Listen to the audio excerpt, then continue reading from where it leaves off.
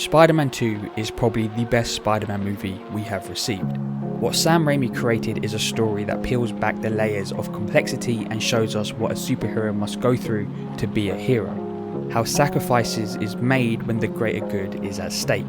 And through the lens of Spider-Man 2, we get to understand what it means to be a hero more than the first movie.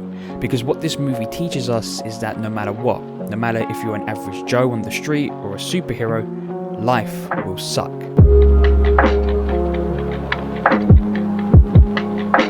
Peter Parker makes many sacrifices for the greater good. His love for Mary Jane, his friendship with Harry Osborne, his job, and his education all suffer because Peter has to maintain his life as Spider-Man, protecting those that cannot protect themselves. But through the countless disappointments and him himself becoming unreliable to the people closest to him, Peter must make a decision and decide whether being Spider-Man can coexist with being Peter. Through that dark cloud in his mind comes resentment to the great responsibility he has been bestowed. No, Uncle Ben. I'm just Peter Parker. I'm Spider-Man. No more. And through that, Peter loses his powers because his mind and resolve isn't clear. He doesn't know whether he can be Spider-Man. And that is okay. Peter is a normal kid. Sure, he's a genius, but his lifestyle is like many, trying to pay rent and juggling school with work. Uncle Ben talked about a responsibility for others, but what about the responsibility for Peter? Peter Parker becomes neglected and struggles. Look at you, Peter. Your grades have been steadily declining. You're late for class. You always appear exhausted. He needs saving more than the citizens. While the people of Queens can still rely on the police, Peter has no support system in place. And how can he when he has to keep his secret identity? Spider-Man 2 becomes a movie about mental health, intentional or not. But that is why this movie is still regarded as the best Spider-Man interpretation. Because Peter struggles mentally about his dual identity and he tries to fight that battle on his own. But it is only when he speaks about it to the doctor or when Aunt May gives him words of advice that Peter slowly realizes what he needs to do. Both the doctor and Aunt May's guidance are different, and Peter acts on them both. From the doctor's advice, Peter stops being Spider-Man and instead focuses on himself, while for Aunt May's advice, Peter once again dons the mask but stops living as Peter Parker. The two pieces of counsel are an extreme, from quitting Spider-Man to then quitting on Peter's dreams. But what Peter looks for is balance, because for him, being Spider-Man means Peter's life takes a back seat. I want a life of my own. But both can coexist together, shown by Mary Jane, a person that Peter believes he cannot love and thus self-sabotages his own happiness. She says this: "It's wrong that we should only be half alive, half of ourselves." Peter and Spider-Man must be sitting in the front seat for both to maintain a healthy relationship, otherwise both will suffer, from Spider-Man losing powers to Peter's general mental health.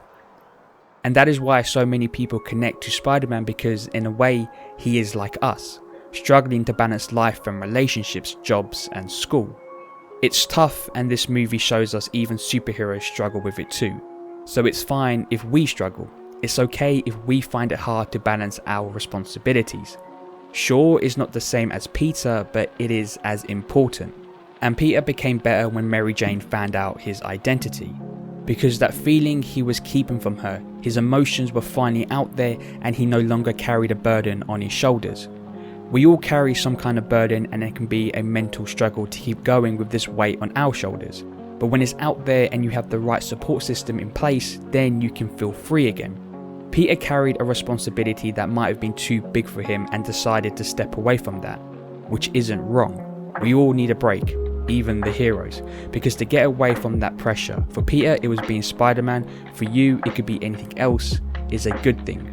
A moment for you to reflect on what really matters. And for Peter, he found out that he truly wants to be Spider-Man, that he never hated the responsibility but instead needed to find that balance with his own life.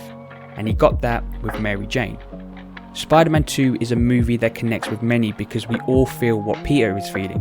Maybe not on the same scale, but we understand certain pressures and hiding emotions from the people closest to you. But what this movie tells us is not to be ashamed of that, because with the right people around you, you will always find the right path again.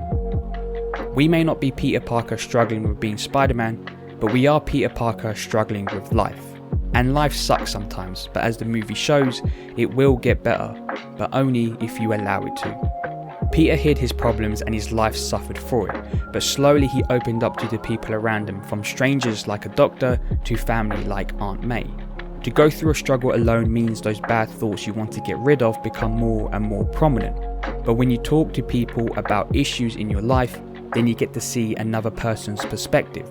You get to see a different, unclouded judgment, and from there you can truly find out the right answers. I'm no expert in this subject of mental health, but when I watched Peter struggle internally and not allow anyone in, I saw a parallel. What Spider-Man 2 tells us is that life sucks, but when you open up and allow certain responsibilities to take a back seat, when you allow yourself a break and you allow yourself to be happy, then you can create a balance in life that allows you to live. So, are you okay?